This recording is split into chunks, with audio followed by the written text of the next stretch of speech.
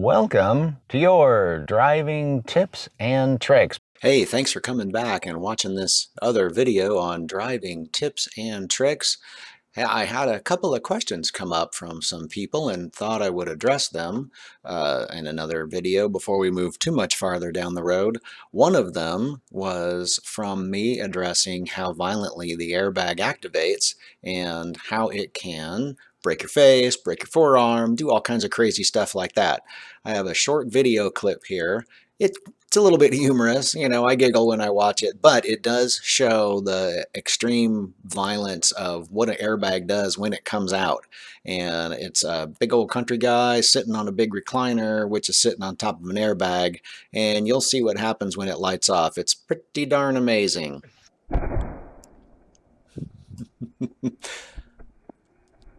Hey, with that in mind, I wanted to also take a look at seating position. Some people said, hey, what's too close? What's too far away? What's just the right distance? How far should it be? Your chest should be no closer than roughly 10 inches to the center of your steering wheel. If you then measure from your chin to your steering wheel, it's about 18 inches. That's just to give you a rough estimate. But here's a picture of someone who is sitting far too close, and you'll see it says, incorrect. This next picture is a picture of a crash test dummy, and he was okay after all of this. He volunteered freely, and no dummies were harmed in this particular photograph.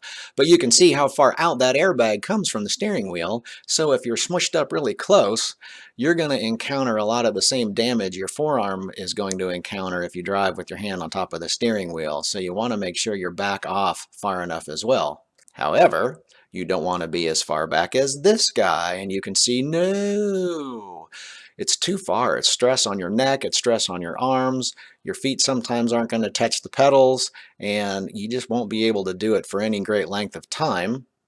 The next picture is actually a photograph, and this is, wait a minute, are we in Europe? How did we flip around on this picture?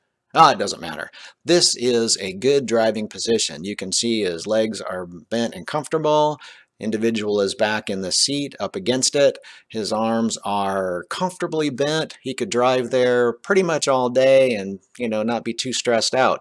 The only thing I would mention is from a previous video, their hands really ought to be down at 8 and 4, not 9 and 3, but we're just looking at driving position right now.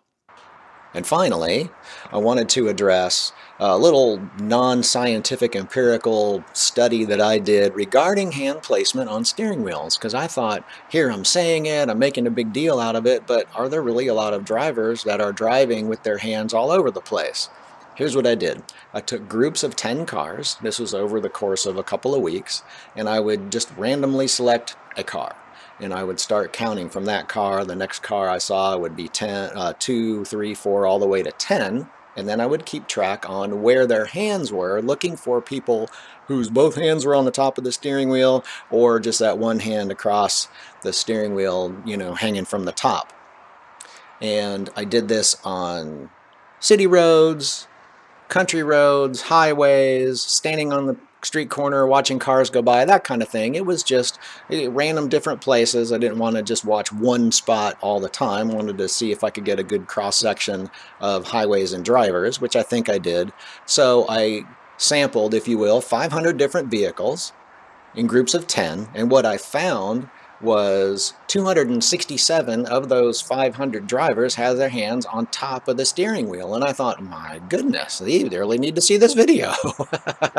Yeah, because that's very dangerous. So thank you for watching this. Thank you for taking heed and moving your hands down and get used to driving at 8 and 4, because that's really great. And as I shared in a previous video, keeps your hands out of the way of the airbag. When you're back in the right position like we saw today, you'll have plenty of room for that airbag to deploy as you're moving forward, and every safety feature can operate the way it was meant to operate to keep you as safe as possible. So believing this helps you, believing this is going to make your driving safer, more fun, more efficient. Thanks for watching, and we'll see you again in another video.